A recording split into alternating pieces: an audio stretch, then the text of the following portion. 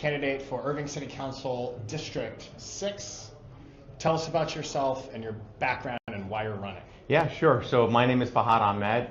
I am running for Irving City Council in District 6, which is all of Valley Ranch and some parts of Las Colinas and some parts of Irving as well.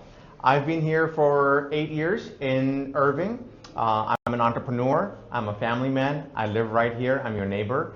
I have a wife of 25 years and 3 kids. My kids are 17, 21, and 24. So some of my kids are bigger than me now.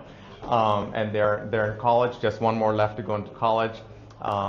My background is in technology and enterprise strategy. I spent about 15 years working for Microsoft, where I worked with a lot of large enterprises like McDonald's, American Airlines, State Farm, Caterpillar, to work on their operational efficiencies and how technology can help them be better in what they do. After that, I moved on to work for Google.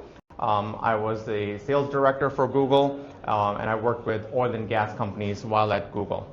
So that's kind of my background. Right. Okay. More than that, in the community, I've been involved for the last 7 years in the community. I am the president of Valley Ranch Master Association, and before that, I was the president of Valley Ranch Commercial Association, where I helped a lot of small businesses come together, build a network, but also work with the city and see how we can find ways for them to thrive better. Small businesses inherently have challenges, so any kind of challenges we can remove for them to help them thrive better is kind of what I focused on. Okay, so now why City Council? What's behind your decision to run for this office at this time? Yeah, so Irving is home for me. Valley Ranch is home for me. I would say about 8 years ago, my wife and I, we were looking for a place to move, and we were on the top of the hill, MacArthur and Ranchview, and I told my wife, I said, this is where I want my home to be. I like this area. I love this area. It's beautiful. I love the people here. And we made a goal, 1 year goal, that in about 1 year, we're going to save up and we're going to find a home here. And that's what we did. We moved here. I love Irving. I love Valley Ranch. I love Las Colinas area. And that's when I got involved in the city, through the neighborhood leadership. A lot of things that I've done in the neighborhood, where we worked on some of the crosswalks, some of the traffic issues, sidewalk issues. Then I became the board member or board director of Valley Ranch, where I was able to bring a lot of good changes. Taking the office in the city just allows me to do more of what I'm already doing. Okay. It empowers me. It lets me do more of what I'm passionate about doing. One thing that I've always focused on is listening to residents before making any decisions. And that's what the residents that I interact with love about me the most, that I listen to them before I make any changes, before I make any decisions. I let my residents' voices guide my decisions. Okay, so tell us what is the Valley Ranch Master Plan Association? What is that? What does it do? What are the kinds of things? And you're the president of Yes. it. So what does that involve? Yeah, so Valley Ranch is an HOA, because we couldn't give it any other name, but it almost acts like a city. It's not a city, but it is so large. There's 40,000 people that live in Valley Ranch. Oh, wow. We have, I would say, about 6,000 homes, 1,000 businesses in Valley Ranch. Valley Ranch is responsible for all of the walkways, all of the canals, all of the landscaping, and making sure there's, the look and feel of Valley Ranch is something that people can call home. Along with that, we also we also interact with the businesses to make sure that they are operating the way they need to be operating, and they are successful when they open a business in Valley Ranch. Okay, great. So so what would your kind of top accomplishments or experiences or any anecdotes that you've learned from this job? Yeah, so that's a really good question, because when I joined as a board director, first I just listened and I kept observing. And I realized very soon that status quo was not good enough for residents. They wanted more out of Valley Ranch. They wanted to bring that homey feeling back, where they can be proud of being in Valley Ranch. So I gathered with my board and I gained the consensus with them, and it was a true team effort. But we basically broke down the Legos and we said that we're going to rebuild Valley Ranch, and we're going to do it in a way that homeowners wants to see it. Very first thing we did is we said we're not going to make any changes until we listen from the residents first. So we ran a Valley Ranch-wide survey where we listened to them, what they wanted, and after that we had about 6 or 7 different initiatives. One of them was, how do we communicate with our residents? That had to change. We wanted better communication with them. We wanted better website for them. Valley Ranch resident wanted to see landscaping better. We were holding them accountable, but we were not holding ourselves accountable to the look and feel. We changed and retrained the entire staff. We sent all of them back to training. And the tone that changes, rather than being the enforcers of Valley Ranch, we wanted every staff member to be the advocates for the resident. We hired new staff members, we hired resident advocates. Step by step, we made great changes in Valley Ranch. Okay, so listening to residents seems like a theme of what you've done in your campaign. Now, what happens when people disagree, when they disagree about priorities or an issue? How do you handle that? Yeah, so I welcome disagreement. That's part of our democracy, that there's going to be difference of opinion, and I welcome that. You have to look to see what's good for the city and what's good for the people. And there are going to be disagreement, but we have to come back to what is the core purpose of doing what it is that we want to do. Now, if the disagreement is, should we raise the taxes or not raise the taxes, or should we have a park here or not have a park here, should we have a DART or no DART, that goes back to the needs of the city and needs of the neighborhood. And when we have that disagreement and we have come to some level of understanding that this is what really needs to happen, at that point we start building consensus, making sure people can get on the same board, and perhaps sometimes there's a compromise, but never execute decision, at least without listening to folks. And they might have to understand too that their opinion may not be the popular opinion, but once they hear us, once they see us that we are hearing and listening to them, they will at least feel good about that, hey, my opinion and my suggestion was heard at least. Right, okay.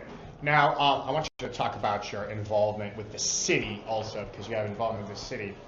And how do you see, Valley Ranch is smaller, how do you see stepping up into the city council role, where you're now covering the whole city, how that's different from what you've done and your record of involvement with the city? Yeah, so I think Valley Ranch, being involved in Valley Ranch, and I was also on the Planning and Zoning Commission as well, so that has given me the training I need to hit the ground running day one.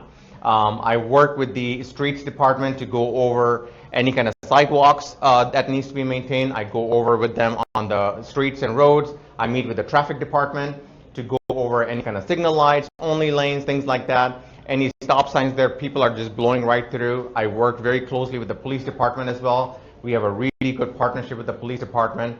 All of that gives me a platform. It paves the path for me to now step up to look at if we need to empower our streets department more, how can we make that happen? Because we've got a pretty good backlog on sidewalks. Now, sidewalk may not be the headline topic, but for everyday folks, that matters a lot. So, our town is a walking town. People like to go out in the evening and they walk. We also want to make sure it's ADA compliant. So if somebody is on a wheelchair and they're going down on the sidewalk and there's a 6-inch big dip, that person can fall on their face. Just a month or so ago, we had somebody fall and there was a lawsuit that took place. Similarly, some sidewalks that get flooded. So a person has to get off the sidewalk, get on the main road, and put their life in danger until they can bypass the flood. In Valley Ranch, we had 3 pedestrian accidents in last few months. So what I would do is look to see how we can empower those departments to do more. Because the teams are good, the staff is excellent, they just need more resources to be able to do more. Same goes for the police department. Police department is excellent, they just need more resources and more strategy to work with them to see how can we do more for you so you can support us better. Okay, so now talk about your campaign. So you might have hit on some of your priorities, but what do you see as the challenges facing Irving and what the priorities of city council need to be in the short term and the long term, and then what are the priorities of your campaign, your main issues? Sure, so that's a really good question. On the municipal level, we have to make sure that our sidewalks and roads are maintained. That is one thing that I would like to focus on as soon as I get into the office.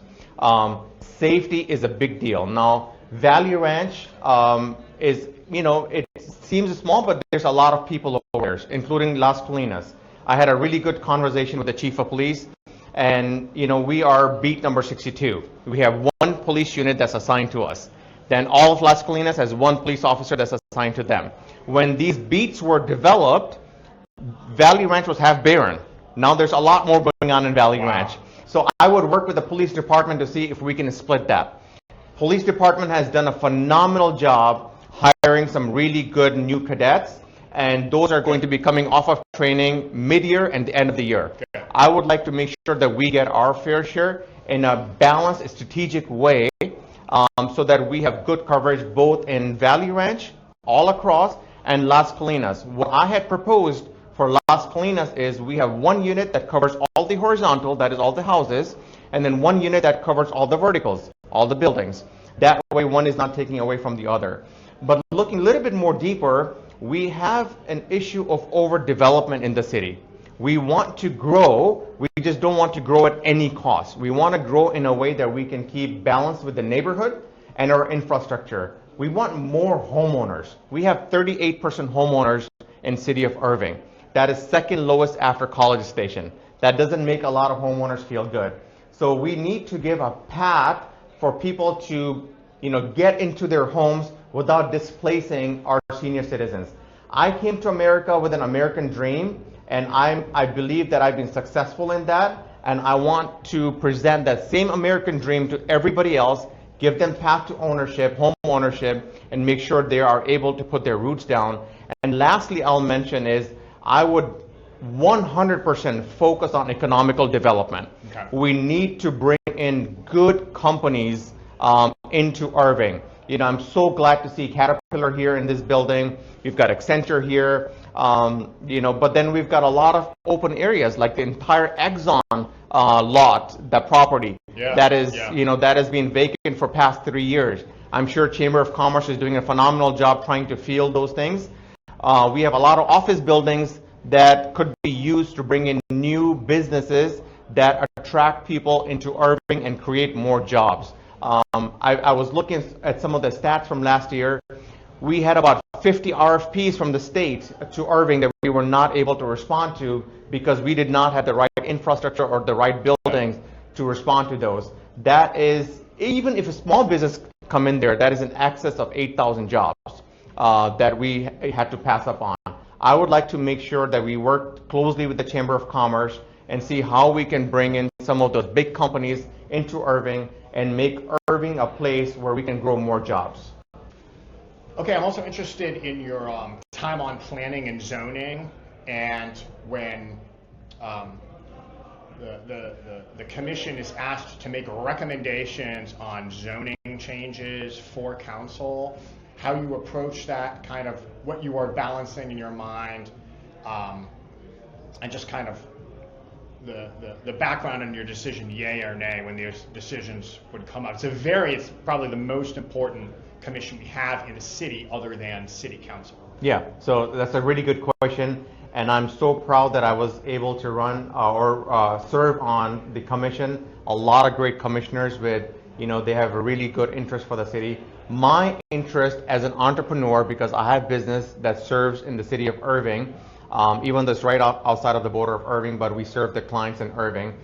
My interest was how can we pave the path for small businesses to be able to open their business with least amount of hurdles while conforming to the guidelines that have been put forward for them. Give you an example, we had a lady that was trying to open up a salon, but the house was too big and the parkings were not enough for that. But she was just one person. So I championed to make sure that she was able to open up that business without having to create walls into the house to make that house smaller. We have to look at undue hardships and make sure that we're not causing those undue hardships on the businesses. At the same time, I champion to make sure that we don't have overdevelopment in city of Irving and we don't have outside interest influencing the decisions of the city. So if I could summarize it, it would be protecting the interests of the residents making sure the city does not grow in a way that it no longer feels like home now. Making sure we have developments that are smart, that attracts good jobs and good residents into the city, and making it easy without any undue hardship on small businesses. Those were my key focuses while serving on the commission. Okay, are there ways, from talking about your business experience now, are there ways you think you could bring that in to city government, ways maybe you've already brought it in to the Valley Ranch role? Where could we have these operational efficiencies? I don't know if there's anything you see already and identify as things to look at. Yeah, so I was a global strategist for Microsoft for almost 15 years. My role was, when I was with McDonald's, the president and the CEO of McDonald's had me travel the world to visit all of the different regions. And he said, Fahad, come back to me and call my baby ugly. Tell me what I need to optimize. And that was a great experience. I traveled the world for them, gave back some reports, and they were able to implement a lot of those. We did the same thing when I was at Valley Ranch. We looked at the budget to see where we should be spending and where we need to cut back. Where can we get more efficient on? Some of that was on resources. Some of that was, negotiating or renegotiating with the vendors to see where we can get better deals with them. As I look at City of Irving, in conversations with a lot of staff and police department and street departments, we have some opportunities on the budget. We are going to get a refund from DART. And we have some good opportunities that we can spend those. Talking to the police department, we spend about 51% of our operating budget on first responders, which is what we need. However, there's efficiencies there. There are a lot of admin-related tasks that sworn police officers are having to do. We could hire some interns and some administrative folks that could take that load and burden away from them, so they can go and be on the street, keeping streets safe and making sure we're building their trust with their residents. I definitely see that. I looked at the budget of City of Irving very closely, and I have to give kudos to our CFO and to the council. They have done a phenomenal job with that budget, where every line item is very well accounted for. Okay. Are there rooms for efficiencies? I think definitely, and that's work in progress. We have to kind of look at discretionary budget and make that more accountable to see where that's being applied. But overall, city's budget is excellent. We need to offer more services with the infrastructure without raising the tax, and I think that's possible because the home values have gone up. Our budget, or our revenue, is a lot more now than we have before. We still have some shortfall, but we still have, I would say, I think, a little over $100 million left in the bonds. So city has done a really good job not using up all our bonds so far. So we have the reserves in the bond, and we are able to tap into those as needed. Okay, very interesting. And so now I want to just ask, how has it been for you, the transition to running for office, being a politician? You can't call the babies ugly on the campaign trail. They're all beautiful. So it is different than a corporate structure where you're describing, telling the raw truth. But you're going around your campaigning. So how has that gone? What are people telling you? What's on people's minds and their concerns, and how has the campaign been? It's one of the best experiences I've ever had, meeting with the residents of City of Irving. I've probably knocked on 800 doors in City of Irving in the last 3 weeks. I've put everything on hold to kind of focus on this, and it has been eye-opening, listening from the residents directly, not just from the survey, but listening directly from the residents. And it's been motivating because people are giving a lot of encouragement, for me to run and stuff like that. My corporate experience and my entrepreneurial experience teaches me a couple things. One, there are real challenges, and there's real ways to go about those challenges. You can't just wave your magic wand and things will just happen. Biggest thing that is important is to listen. Listen to the resident, observe, find solution, and deliver. You cannot deliver until you build consensus. My job would be to make sure that I build consensus within the city, talk to the city staff, talk to the councilmen that have been serving for much longer. We have great council that have been serving for years and years, and I have a lot of respect for them. Listening to them, and if I am bringing in a new, fresh idea, It has to be with the sense of building consensus. How can we make that happen? And it may not be a silver bullet, right? It may have to be a strategic path to get to that place. That's what I did when I was a strategic director at Microsoft and at Google, where I paved the path, I paint the picture. Here's our North Star. This is where we want to go to. This is what our residents want from us. Now, we can't do it today. How can we get there in 3 years? Can we make that plan?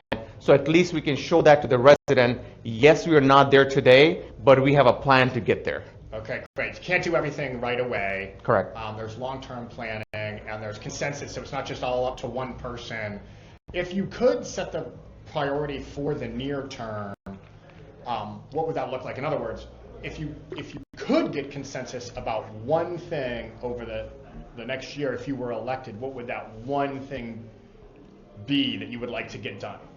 100%. And it might be difficult, but if all of us in the city and the council with one voice send the message that we are looking for affordable housing for our resident, it will resonate with the developers. They will get the signal that this is what the council wants, and we will be able to provide affordable homes for our residents without displacing our senior citizens that have had their roots in the city for a long time.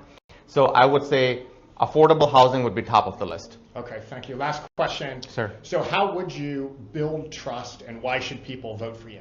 Yeah, so any and everything that I'm talking about today is not an idea. It's not hypothetical, it's not theory. These are things that I have been doing in City of Irving. I'm not new to this. I just want to be able to do more of that. For past 6 years on the board, and then 1 year before that, I've been volunteering a lot. I have been delivering time after time. I identify an issue, I make a plan, I deliver. A small example would be we have a crosswalk in front of Ranchview High School. There's no crosswalk, it's just a road. And students have to cross that walk without any pedestrian sign. I work with the street department. We conducted a speed study because the cars come over the hill, nobody can see them, and they can't see the pedestrians. We conducted a speed study. We identified that in fact people are driving there really fast right in the school zone.